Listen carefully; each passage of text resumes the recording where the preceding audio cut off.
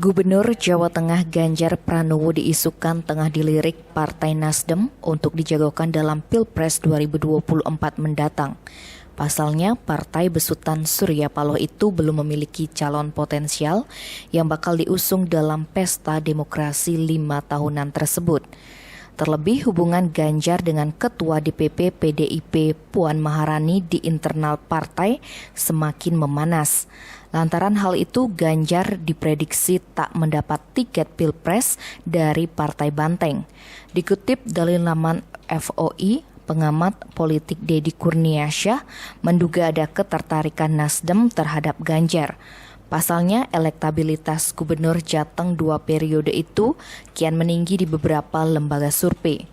Menanggapi hal tersebut, Ketua Bidang Media dan Komunikasi Publik DPP Nasdem Charles Meikiansah mengatakan sejauh ini Nasdem belum memilih apalagi mengusung tokoh manapun untuk maju Pilpres 2024. Nasdem baru memulai konvensi calon presiden pada 2022. Sementara itu, relawan Ganjaris mendeklarasikan diri sebagai pendukung Ganjar Pranowo di Pilpres 2024. Deklarasi digelar di Kebayoran Lama, Jakarta Selatan, Selasa 1 Juni.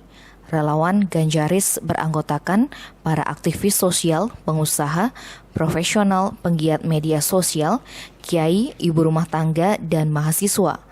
Relawan ini merupakan wadah untuk memperkenalkan Ganjar Pranowo sebagai alternatif pemimpin masa depan.